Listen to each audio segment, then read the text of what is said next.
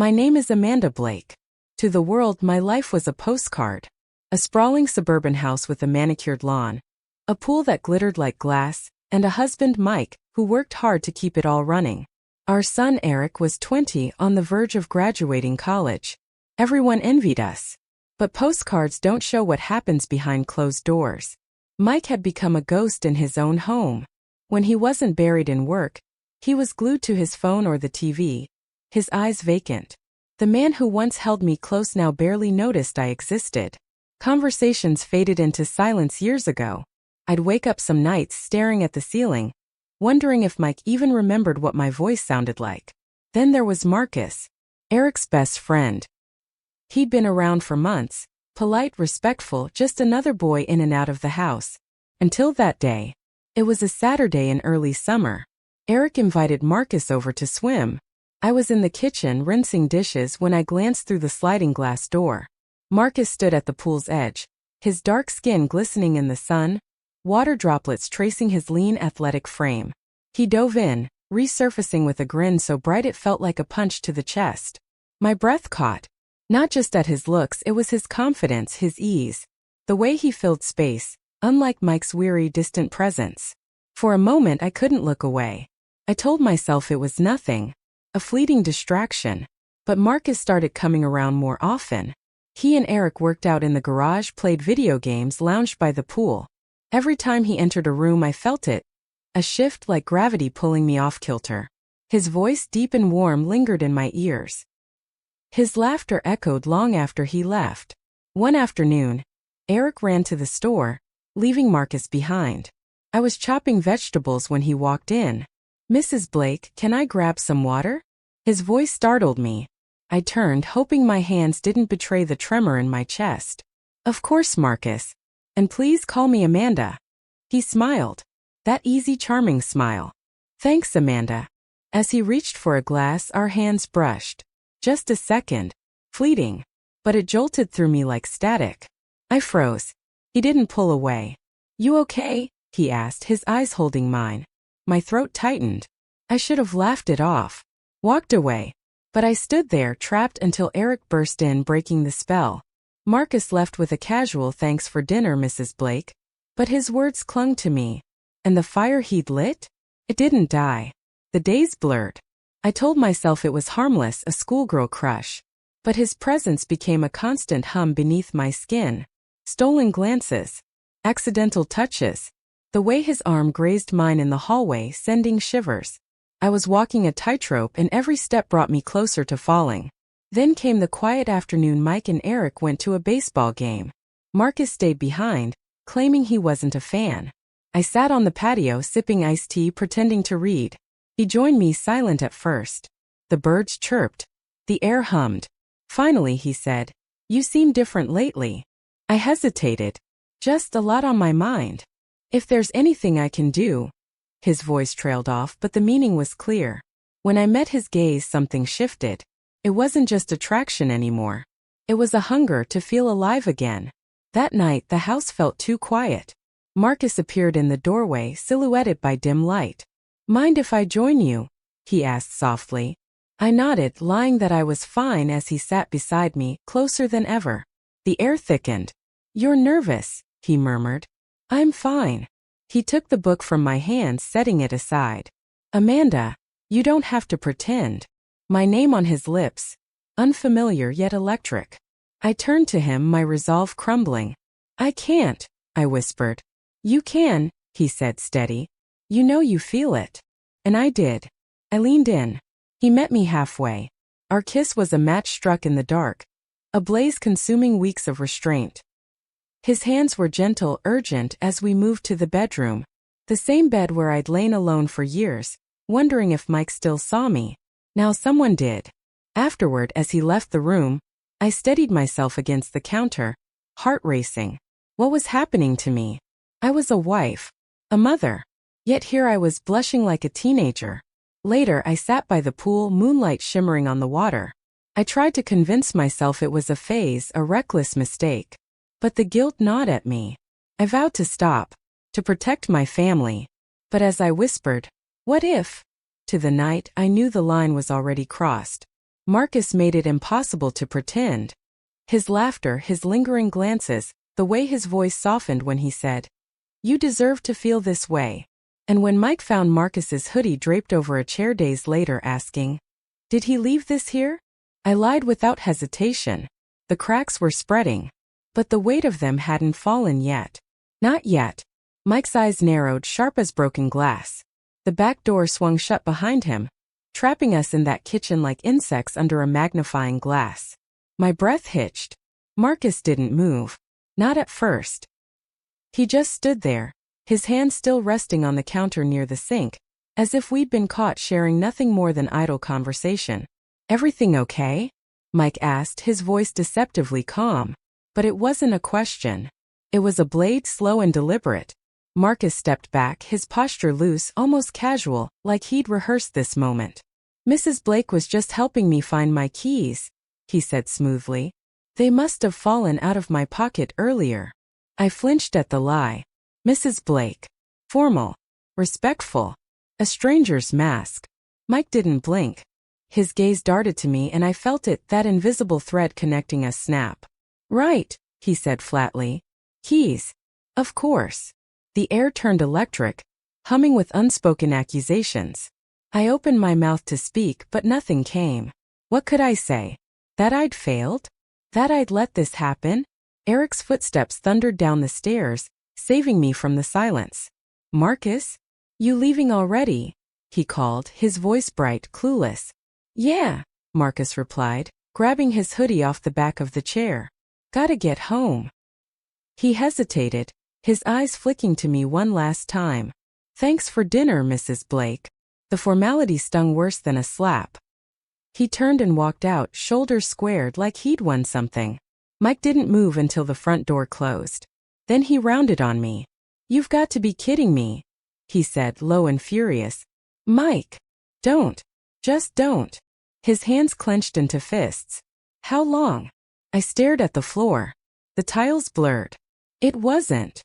Asterisk how long?" Asterisk. "A few weeks." He let out a hollow laugh, bitter and raw. "Jesus, Amanda.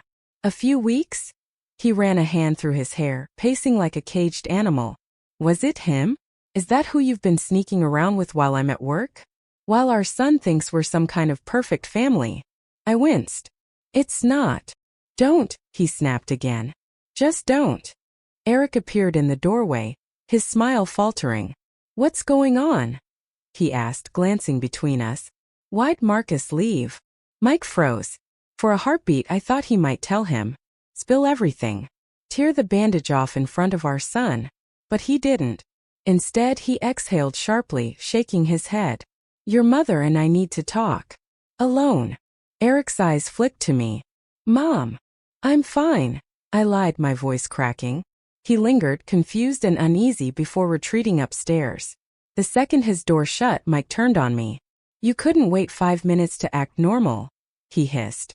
"You had to let him see this?" "See what, Mike? You think I wanted him to know? You think I'm an idiot?" He laughed again, sharp and broken. "Did you ever stop to think how this would look? How it would feel?" I didn't. "Stop saying that." His voice rose, cracking. "You didn't think at all, did you? You just let this happen." The words gutted me because they were true. I'd let it happen. Again and again. He sank into a chair, suddenly deflated. "Why?" he whispered. "Was I gone too much? Was I not enough? Did you even care?" The guilt clawed at my throat. Of course I cared. Then why him? I couldn't answer. How could I explain the ache of being invisible? The way Marcus made me feel like I mattered, like I was alive even if it was wrong? Mike shook his head, reading my silence. "Get out," he muttered. "What?" "Get out." I can't do this right now." He stood abruptly, shoving past me. The front door slammed a moment later. I sat alone in the kitchen, the fluorescent light buzzing overhead. The walls felt like they were closing in. The next few days were a nightmare of whispers and shadows. Mike moved through the house like a ghost, speaking only when necessary, his eyes hollow. Eric hovered at the edges, asking questions we couldn't answer. "Is Dad okay?" he asked me one morning, watching Mike disappear into the garage. He's just stressed, I said, stirring my coffee until it turned to sludge. You're both acting weird. We're fine. He frowned but didn't push. Marcus didn't come around. Not once. I told myself it was relief I felt, not disappointment. But the house felt colder without him, like a fire had been snuffed out. One evening I found Mike in the garage, staring at the car like it held answers. You should have told me, he said without turning. I didn't know how. That's the problem, isn't it? He faced me then, his face lined with exhaustion. We stopped talking a long time ago. I swallowed the lump in my throat. I'm sorry. He nodded, but it wasn't forgiveness. Me too. Weeks passed. The tension didn't ease. If anything, it festered. Mike and I slept in separate rooms, our conversations reduced to logistical exchanges. Eric grew quieter, more withdrawn, though he tried to hide it. One night, I heard him on the phone in his room. No man, I don't know what's wrong with them, he muttered. It's like, they're different now. My heart broke. The worst part? I couldn't blame Marcus. He'd been a spark, yes, but the kindling had been there for years. Mike and I had built this pyre ourselves, one quiet argument, one ignored glance, one lonely night at a time. Still, I wondered about Marcus. If he thought about me. If he regretted it. If he'd ever meant what he said, that I deserved to feel this way. But I'd never ask. Because the guilt was a living thing now curled in my chest, whispering that I'd ruined everything. And the worst was yet to come. Mike didn't yell. Not at first. He moved through the house like a man hollowed out, speaking only when necessary, his voice stripped of warmth. At night he slept on the couch, the creak of its springs a nightly dirge. When Eric asked why, Mike muttered something about snoring. I didn't correct him. But the silence between Mike and me was a living thing, thick and suffocating. It seeped into every room, every meal, every glance. Eric noticed. He'd pause mid-sentence, his eyes flicking between us, searching for answers we wouldn't give. You two are acting like strangers, he snapped one evening, slamming his fork down. What's wrong with you? Nothing, we said in unison, the lie brittle. Mike's rage wasn't loud, it was quiet, corrosive. He started working later, coming home reeking of bourbon and exhaustion. When he did speak, his words were clipped, barbed. Did you wash my shirts? He'd ask, staring at the laundry pile. I didn't get to it, I'd reply, my voice small. He'd scoff, shaking his head. Of course not. The worst was when he called me Mom instead of my name. It happened during dinner, his voice dripping with sarcasm. Thanks for dinner, Mom. Eric froze. Marcus's name hadn't been spoken aloud since the confrontation, but the air shifted, heavy with what we weren't saying. Marcus didn't come around. Not for weeks. And yet his shadow lingered. In the pool chair he'd leaned against, in the video game disc he'd left behind, in the way my skin still prickled when I passed the hallway where he'd brushed against me. But then, one rainy afternoon, he was back. I heard the doorbell while folding laundry. Mike answered it, his posture going rigid. I crept to the staircase, heart hammering. Is Amanda home?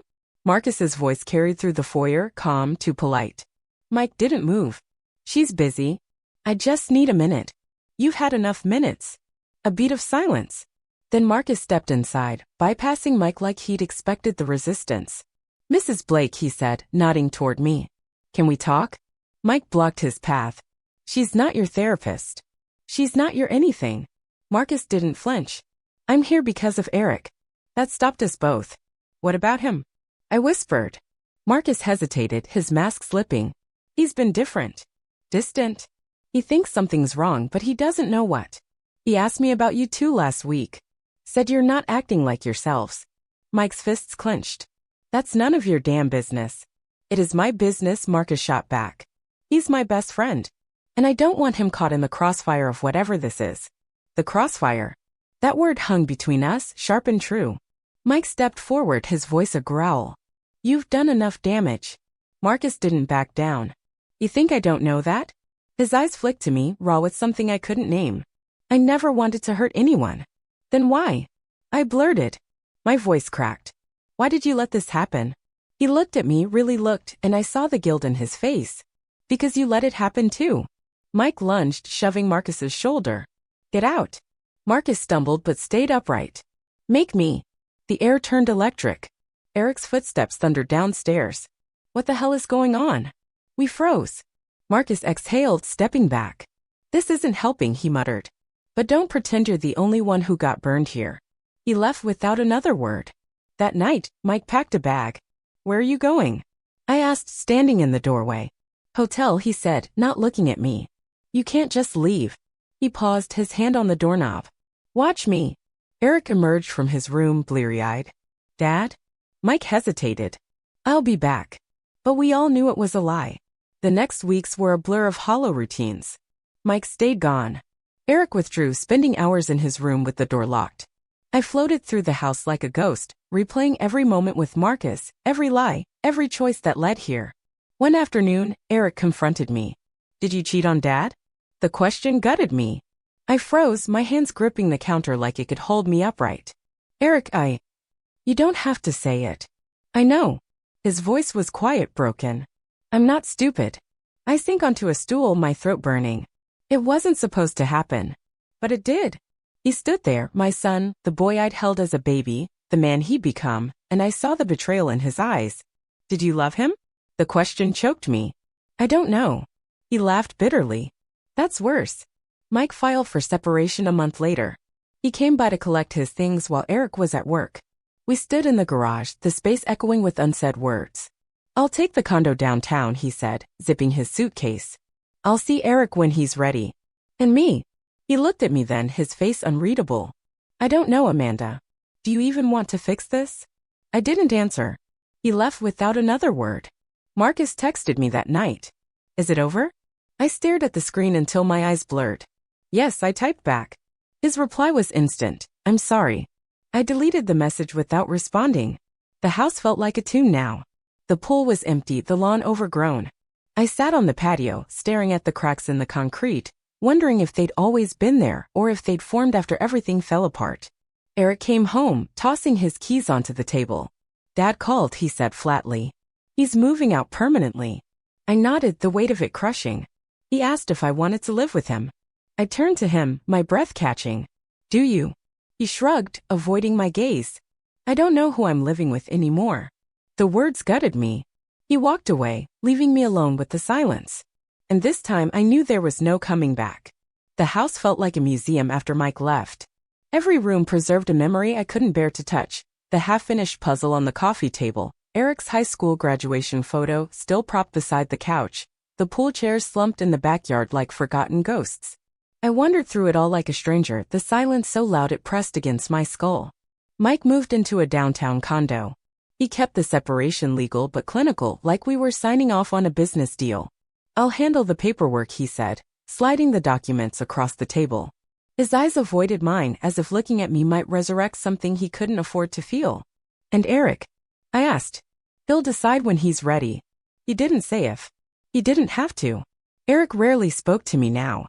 When he did, his words were clipped, functional, asterisk did you pay the electric bill, asterisk or leave me alone. He'd stay with Mike on weekends, but neither of them invited me into the rhythm they were building.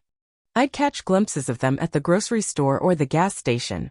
Mike laughing at something Eric said, his posture lighter without the weight of our marriage dragging him down.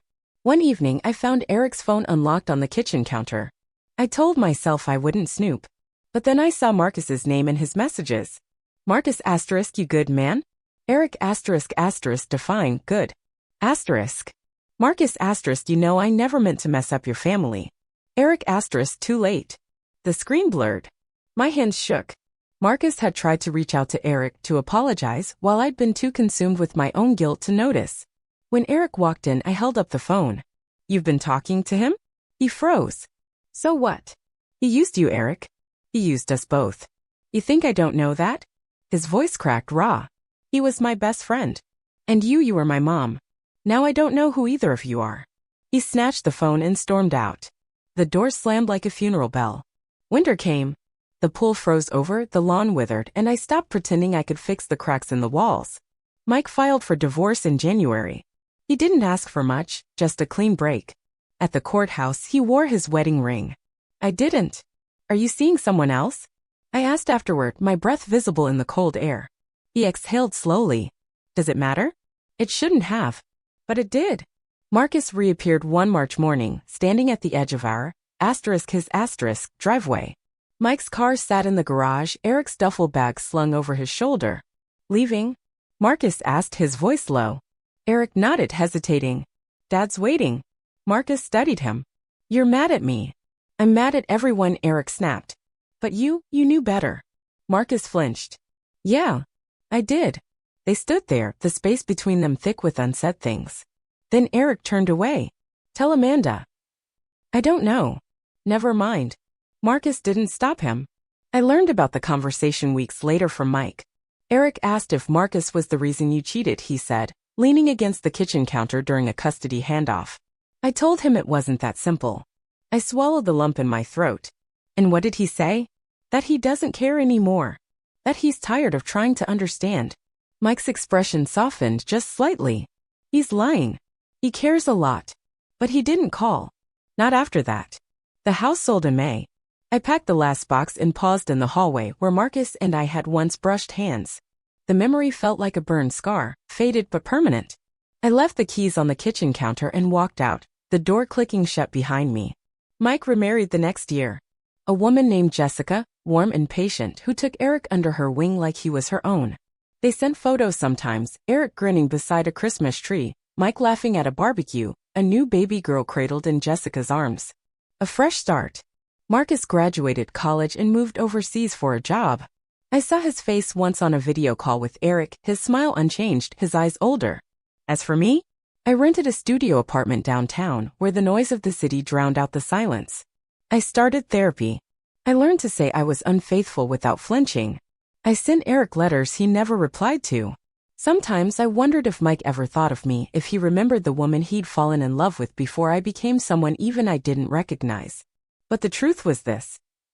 I'd broken the map we'd followed together, and no one, not Mike, not Eric, not Marcus, could find their way back through the wreckage. We'd all just have to live in the ruins. Asterisk the end. The story closes on Amanda's isolated reflection, the fractured bonds with her son and ex-husband, and the irreversible scars left by her choices. Healing is hinted at but incomplete, emphasizing the lasting consequences of betrayal. Asterisk.